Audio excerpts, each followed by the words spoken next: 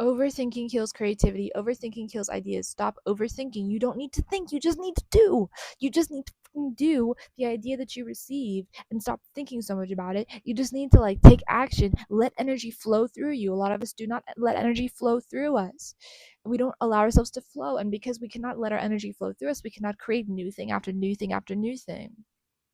We cannot implement the ideas, the downloads we receive, even in dream state. It's so crazy. We will allow a paradigm like social media to influence our brain, to make us think in a certain way, to keep us being a certain way so that our identity stays the same. Then you cannot transform. You cannot create a new world. You cannot create new things. You cannot be like the creator because you are literally actively within programming. Do you understand? And this is what is happening with everybody. Look at my phone case, Otterbox. Thank you so much. This is what is happening with everybody. Everyone's on their phones. Everyone is being programmed by social media 24/7. And I'm saying this on social media, and I'm going to continue saying stuff on social media because I like to create and not consume. Holy God. So this is the way, guys. This is the way, the truth, and the life. I'm telling you, this is the way to do it. Create with passion, and create with goodness in your heart and good intention, and create with desire to serve and a purpose to serve the minds of people and the hearts of people. That's it. Have no, you know, other need for moving forward, for creating, for being productive. Like, your productivity should not be because you want to like make more money or like, whatever. Because when that becomes your priority, like make more money or like be better at the rat race or whatever, like be better at social media, get more followers.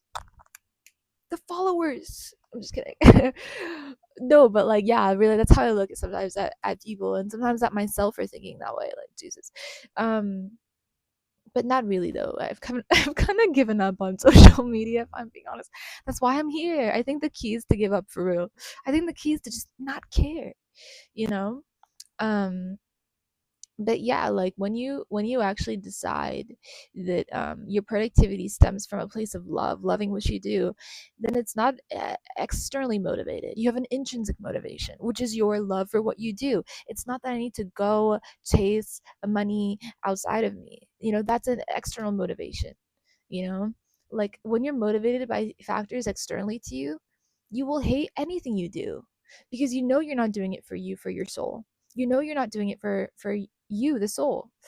Like, you realize on some level that you're doing it either for to compete with someone else, or to look better than someone else, or to make more than, like, or to look better on social media. Like, the motivation, because there's no end really to that, like, to wanting to flex more or look better on social. Which, please flex if you can flex.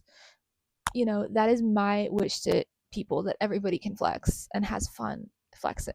I want that for people, really. Like, I think that I want people to be happy and feel rich, and if I want people to feel like they can flex freely, go for it. The issue is just when we let it corrupt us and hurt us. That's just the that's what I'm worried about. I'm worried about you, Pookie. No, I'm just kidding. No, but I am though. Like, I really want people to be all right, and I want people to create more than they consume. And when they flex, I want them to do it from a place of self love, not from a place of like pain or fear, or you know. That's it. Just enjoy the flexing.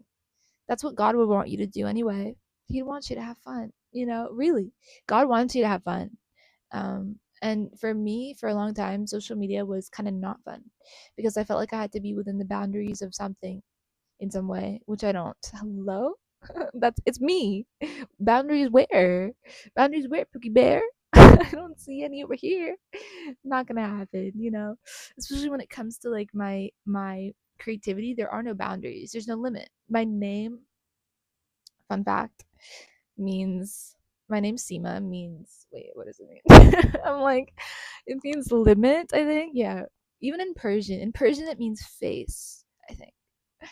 But yeah, my name means limit. which I've always thought, and the way that my parents explain it to me is that my body is my only limit, but I'm limitless, the soul, who does not have a name. But the body, the conception of Seema, has the limitations of the material world, you know. So that's what my dad said. Anyway, no, but yeah, like that's how I see myself.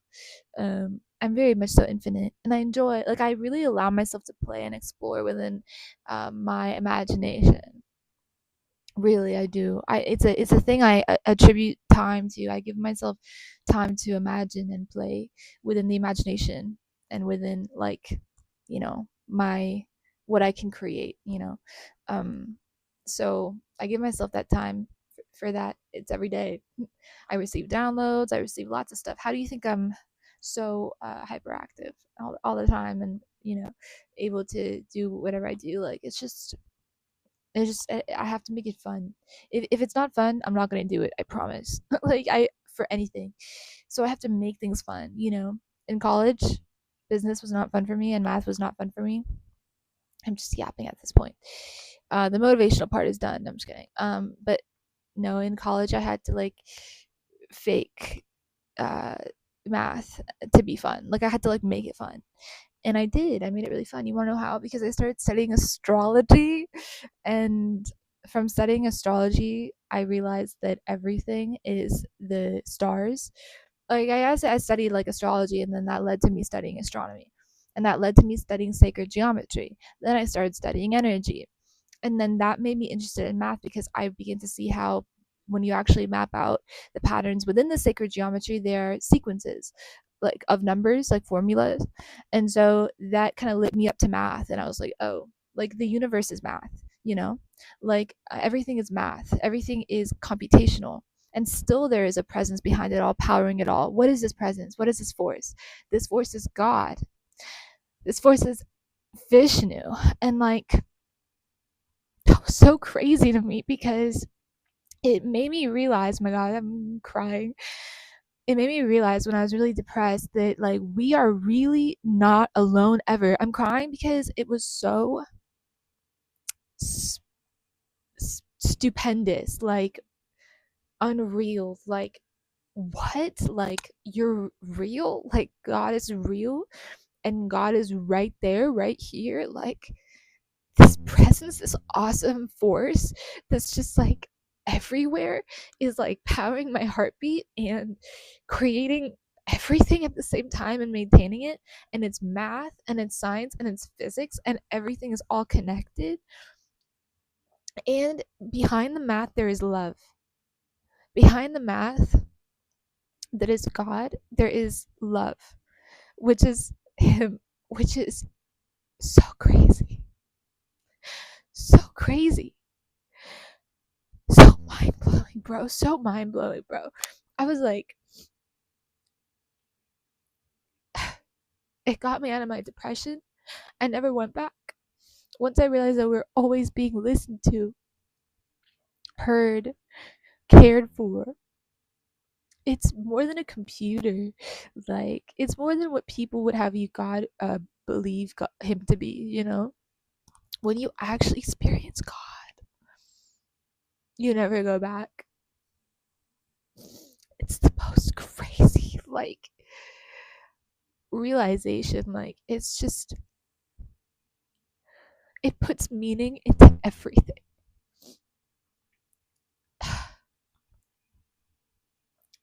And you realize that, like, it's always been there.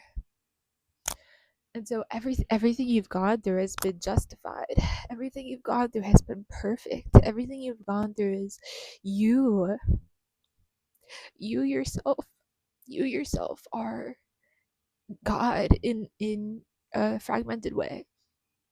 Like, you yourself are uh His child. He loves you that much.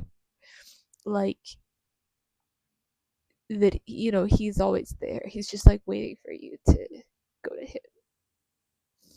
It's so crazy.